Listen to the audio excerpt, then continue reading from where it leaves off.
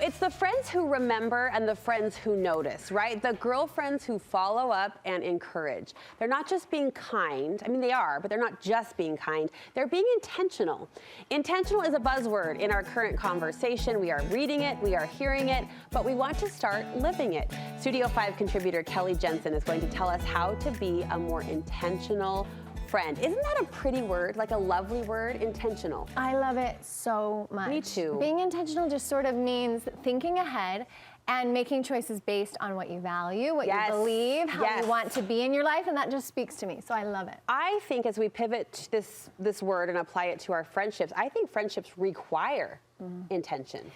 I think to be satisfied in our life, in our friendships, is just like anything else. It does require being intentional. Because I think in a world where we're pushed and pulled and you should do this and you should act this way, really the only time you're ever satisfied is when you live within what you value. Not what somebody else values or what somebody else is telling you, but when you live within what you value. How do you want to be a friend?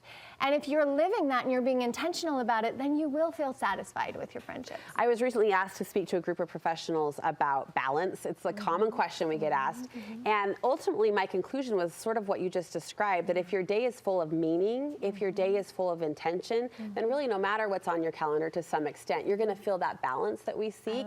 Intention is at the root of so many other values. Because you're thinking ahead. You're thinking, who do I want to be? And when you do it, you feel almost like a checked box, like, oh, I'm doing it. I'm living it how I want to be. You say the intentional friend is organized. I think getting organized will help you. Call to action. Yeah. For me, it really helps. Get organized. Think about your friends. Put in notes in your phone. Think about their dates of loss, their anniversaries, their birthdays, but also just special things to them. Your friend might have a big presentation to professionals, and the night before, if you put an alarm in your phone, you can reach out and say, I know you're gonna kill it, you're gonna be great. And you know, some people might think that takes the romance out of it, but I would absolutely disagree. It's like a marriage. It doesn't take the romance out of like setting a date night. It doesn't have to be spontaneous. When you want something in your relationships, then you have to think ahead.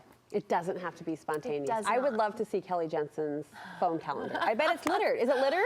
I try, but I'm learning alongside everybody, right? I'm doing this the same. What do I need to do? I need to be a little more organized. So it could be better. I like that. The intentional friend creates a gift space. Okay, this is a game changer. As you clear off a little shelf in your linen closet or in your storage area and start creating things, little gifts, little things that you can drop off, notepads, beautiful stationery to write notes in, maybe vases that you can throw some flowers in. I have a friend that loves bright pink. So when I'm out, I'll gather little things, just something that I can drop off and say, I'm thinking of you, or, you know, if you have it all there, then when something comes up, you have a place to go and grab it. And it's all there. It's organized because you've been intentional about it. Because you are organized. Because you want to. I have two girlfriends that kind of came together for this idea, but my friend Chanel always gives with any gift a little bag of treats that she was getting from a local boutique.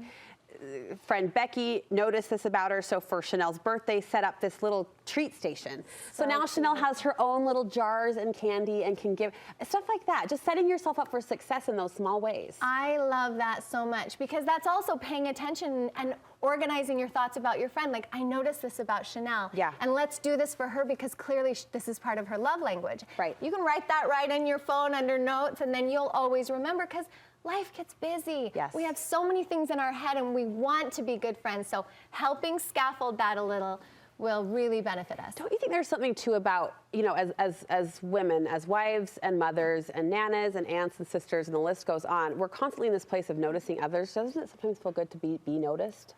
To be the one, you know, like I'm putting a love note in my kid's lunch, but if a friend slips a love note to me, it just feels good to be noticed. Absolutely, because I think we are in a giving stage. We're giving to our children, we're giving to our family, we're constantly thinking, what can I do for her and what can I do for him and how am I gonna hold all of this up?